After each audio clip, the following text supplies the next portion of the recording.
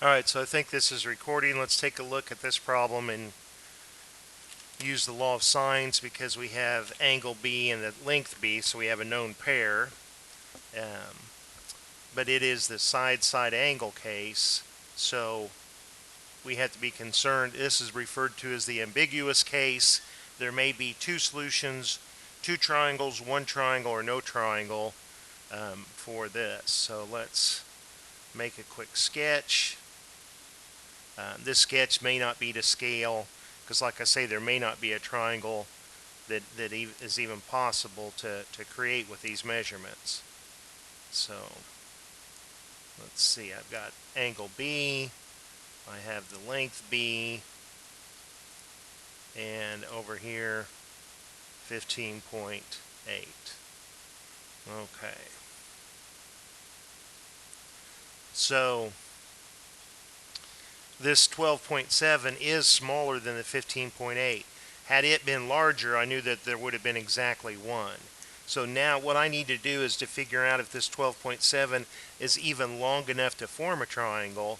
So let's drop a perpendicular line here, call this h the height, and since we have a right triangle here, we can find this height by taking this hypotenuse, 15.8, times the sine of angle 28.9 degrees, and we'll see if this height if this 12.7 is too short. If this height is longer than the 12.7, then no triangle can be formed.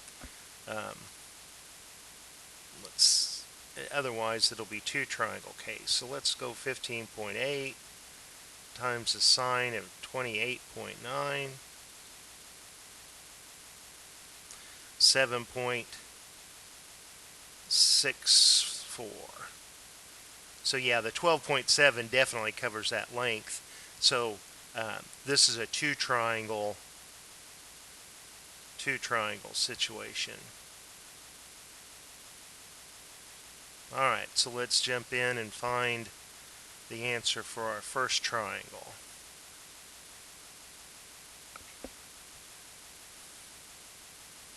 So we're going to start with finding the sine of angle A divided by 15.8. The known pair is the sine of 28.9 divided by 12.7. Alright, so let's find the measure of angle A by taking the inverse sine of 15.8 times the sine of 28.9 divided by 12.7. So I already know, because that there's two triangles, that there's going to be two possible answers for this angle A. But I need the calculator to help me find these two possible answers. When you use the inverse sine, the calculator is not going to give us the whole picture because the calculator will not return an angle that's in quadrant 2.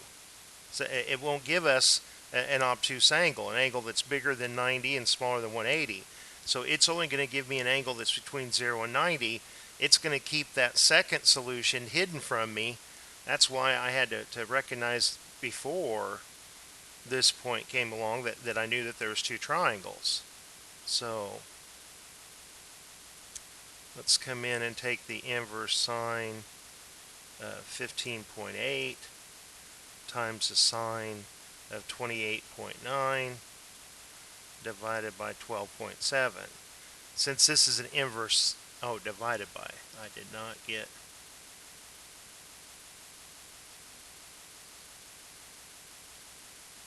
Alright, I know before I hit enter that this is going to give me an acute angle, an angle that's bigger than 0 and smaller than 90 degrees. 36.96 if I round it to 2 decimals.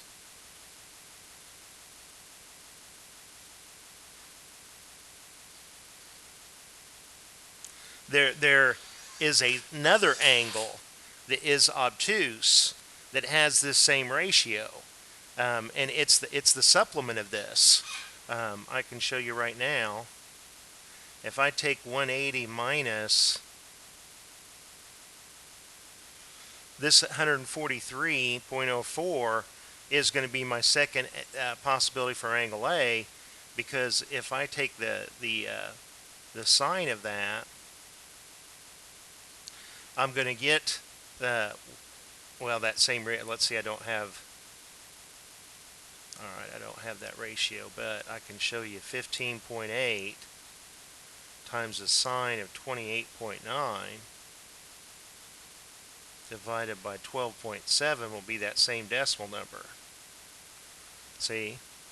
So there is another angle that has this ratio, and we know it's going to be 143.04, so we'll come back to that later. All right, so let's finish this first triangle, though. So we have angle A, we've got side A. What we don't have is the pair of C's. We need angle C and the length of C. We know that these three angles have to add up to 180, so to find angle C is pretty easy. We'll add up 28.9 degrees with 36.96, and this will be one answer.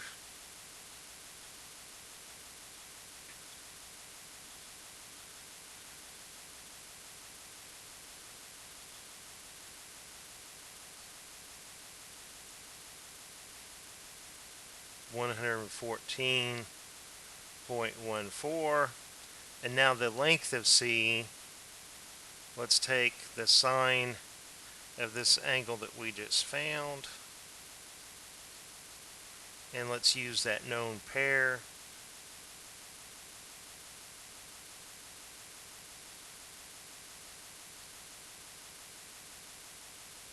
Alright.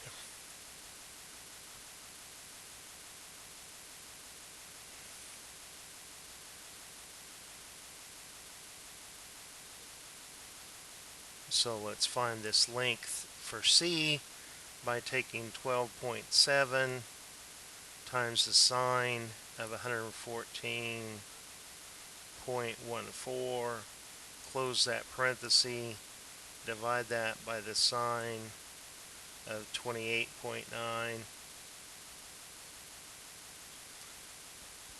and 23.98 is the length. So there's the solution for one triangle.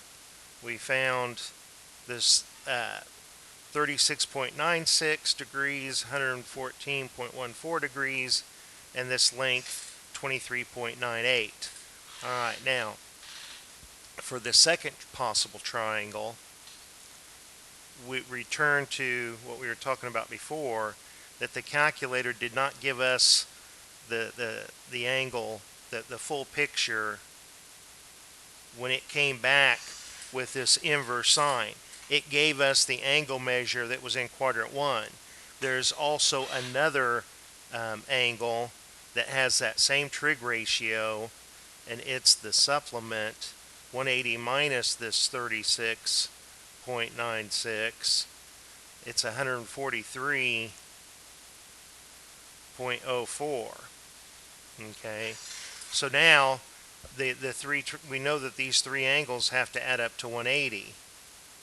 We have the given angle 28.9, and we have this quadrant 2 angle 143.04. So instead of this time being an obtuse 114, this angle is going to be really small. Alright, so we've got 180 minus 28.9 plus 143.04.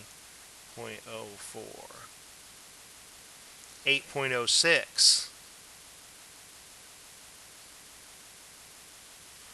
Alright, so we can find this length C here, the sine, that instead of this 114, it's this 8.06. So this length for this C is going to be a lot smaller than in the other triangle. Now this given ratio is still the same. the given pair for angle B is the same in each triangle. You can't change what was given.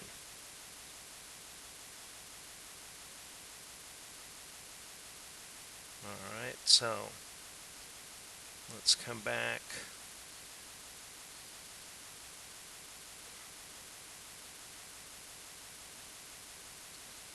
Don't forget to close that parenthesis, and sine of 28.9.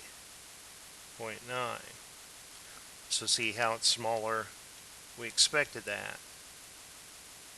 3.68. So now we're done with this problem. Our second triangle, we found these two angles for the measure of angle A and the measure of angle C, and the length C, 3.68. So that solves both triangles. Hope that helps, and talk to you later.